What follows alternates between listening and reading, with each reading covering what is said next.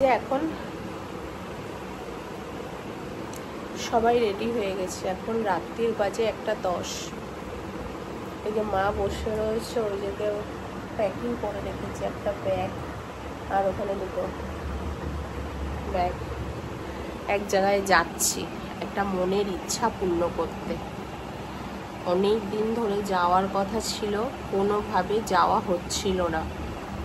সেটা হঠাৎ করেই আজকেই ডিসাইড হলো। আজকেই আমরা সকালে ডিসাইড হলো এই যে আমরা এখন রাত্রিবেলা বেরোচ্ছি ঘর থেকে। বাচ্চারা অলরেডি বাইরে ওর পাপার সাথে রয়েছে, পাপা আছে ওর রয়েছে, আর আমরা এই যে ঘরের মধ্যে সব রেডি হয়ে ব্যাগপত্র গুছিয়ে সব রেডি হয়ে বসে আছি। মানে ওরা ডাকবে আর আমরাও বেরোবো। রেডি হয়ে গেছে, একদম সিম্পলভাবে রেডি হয়েছি। ট্রাভেলের ব্যাপার আছে এর জন্য। আর এত রাত্রে কি আর তৈরি হবো, এই যে বেরোবো এখন। আর এই যে আমরা সবাই এখন বেরিয়ে গেছি, বোন এসে গেছে, বাচ্চারা পিছনে আছে। তোমার অসুবিধা হলে তুমি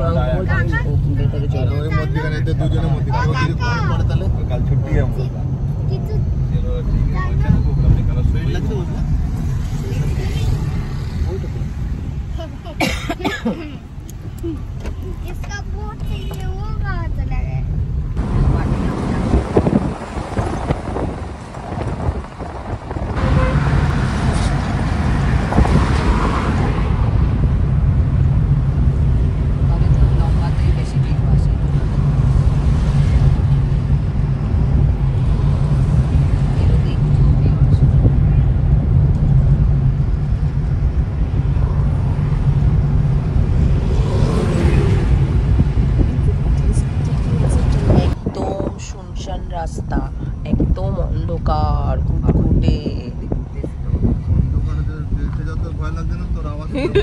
একটু ভয় দিয়ে পাচ্ছি, একদম অন্ধকার জঙ্গলের ভিতরে যাচ্ছি আমরা।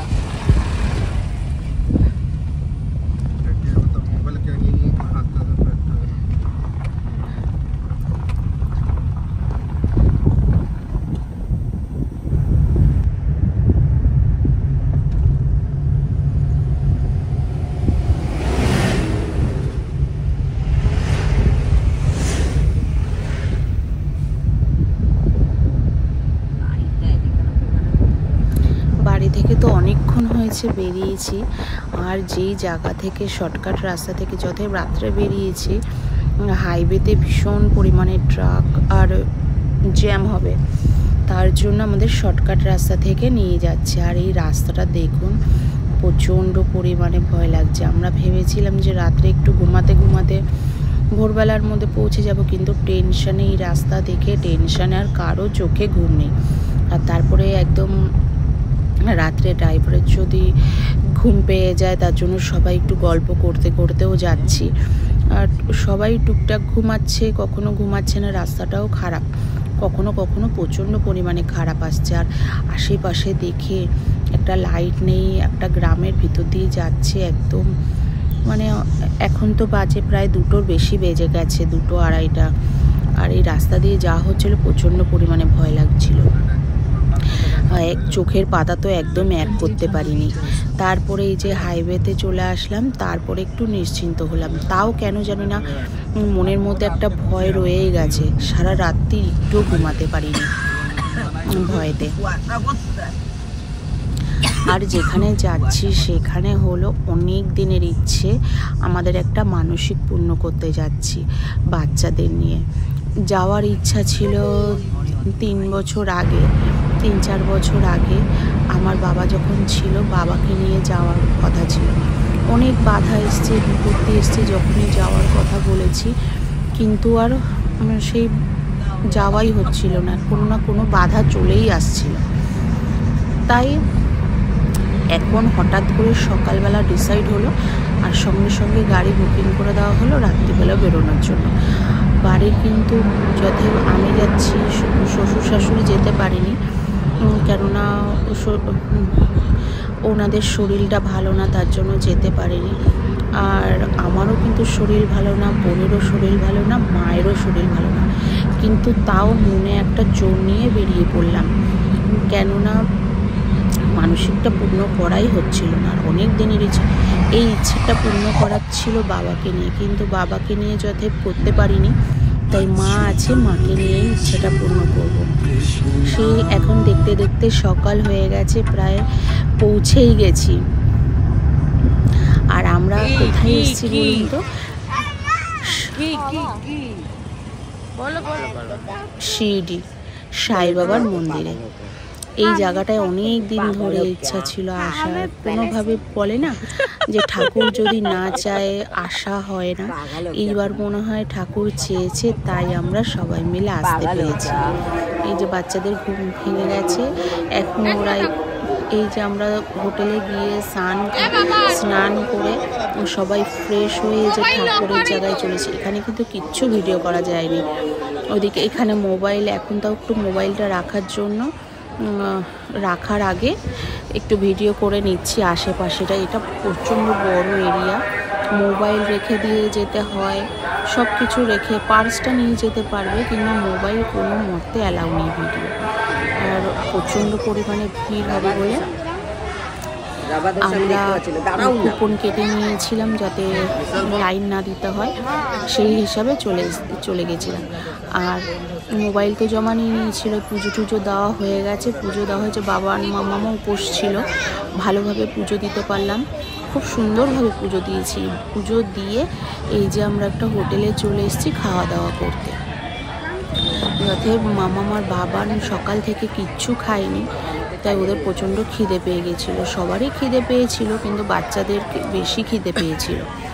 তাই পুজোর ওখান থেকে বেরিয়ে পুজো দিয়েই পর খাওয়া দাওয়া করতে চলে এসেছি। বাচ্চাদের একটু খাইয়ে দেওয়া হচ্ছে, আমরাও খেয়ে একটু তারপরে হোটেল নেওয়া হয়েছে, সেখানে গিয়ে একটু 2-3 ঘন্টা বিশ্রাম করে আবার বাড়ির দিকে রওনা দেব।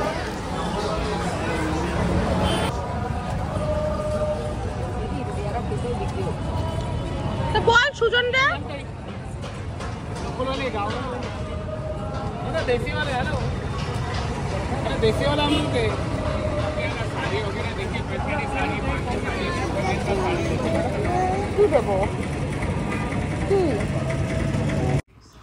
খাওয়া দাওয়া কমপ্লিট করে এই যে আমরা এই হোটেলটায় রয়েছি।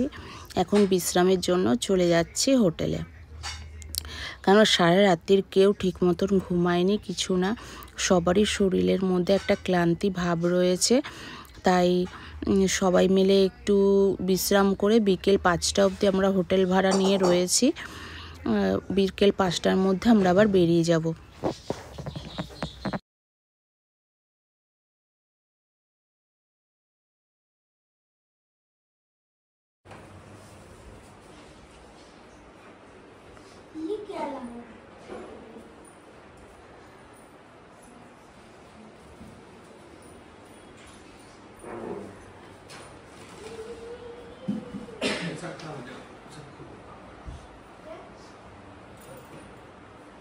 জামা খুলে নাও, লাট হয়ে যাবে, গেঞ্জি পরে থাকো।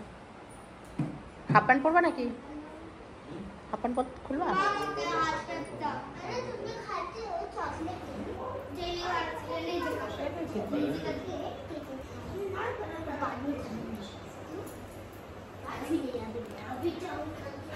আমরা তো শিরডি এসেছিলাম।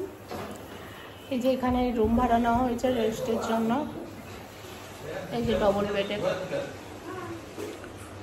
আজকেই যখন চলে যাবো থাকবো না, তাই একসঙ্গেই রুম নেওয়া হয়েছে।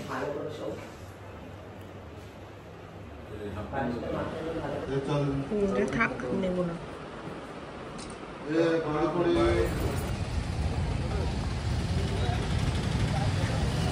এই যে আমরা মন্দিরের একদম সামনের দিকটাই হোটেল ভাড়া করেছিলাম।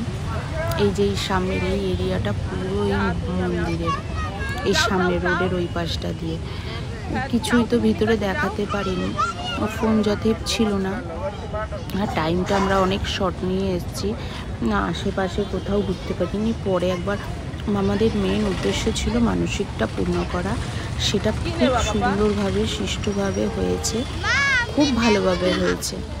তা আমাদের মনে একটা শান্তি নিয়ে যাচ্ছি, কিন্তু আশেপাশেটা ঘুরতে হলে অন্য কোনোবার এসে ঘুরে যাব। তাই বাচ্চাদের ছোটোখাটো কেনাকাটা ছিল, কেনাকাটা করে। আর এই এরিয়াটা কিন্তু ভীষণ বড়। ফোন যথেব অ্যালাউ নেই, কিছুই দেখানো হয়নি, সেরকমভাবে দেখাতে পারিনি, কিন্তু আমরা কিন্তু মোটামুটি টুকটাক ভালোই ঘুরে দেখেছি। আর এখানে আশেপাশে থাকার কোনো ঘরবাড়ি নেই, দোকানপাট হোটেলই বেশিরভাগ। এখন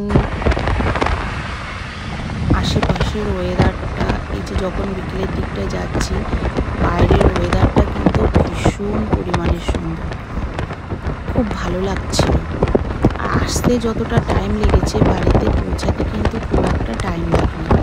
যত তাড়াতাড়ি করে একটু বেরিয়েছি, ট্রাফিক জ্যাম তো একটুও পাইনি। আর রাস্তাও খুব ভালো ছিল, হাইওয়ে থেকে যথে গেছিলাম খুব ভালোভাবে আরামে চলে গেছে। আর বাচ্চাদেরও কোনো কষ্ট হয়নি, আমাদেরও কোনো কষ্ট হয়নি। পাহাড়ের মধ্যে দিকে উঠতে ওইগুলো দেখতেই পাবো।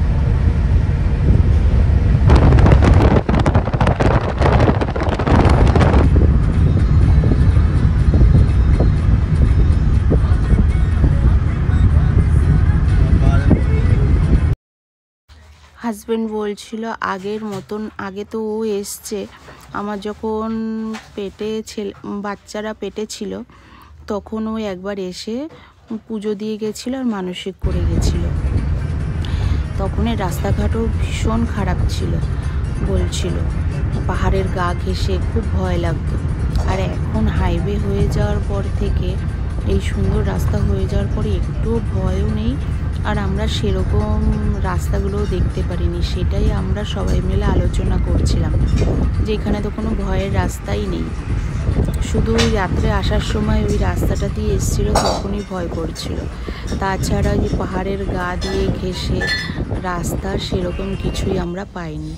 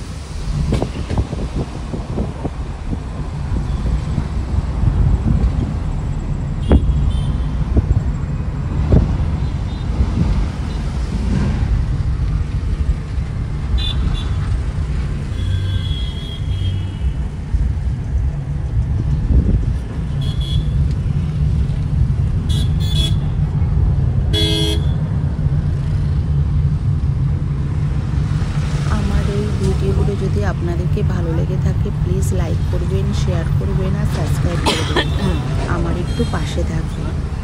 বলতে বলতে অনেকটাই চলে আসলাম, একদম বাড়ির কাছাকাছি চলে এসেছি। আর এখান থেকে অনেক ধাবা দেখছিলাম, ভাবছিলাম রাতের খাবারটা ধাবা দিয়ে খাওয়া দাওয়া করব, কিন্তু আর যাওয়া হলো না।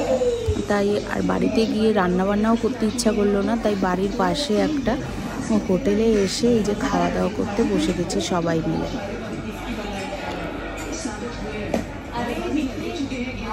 যদি ভিডিওগুলো ভালো লেগে থাকে, প্লিজ লাইক করবেন, শেয়ার করবেন, সাবস্ক্রাইব করে দেবেন। Tata, by.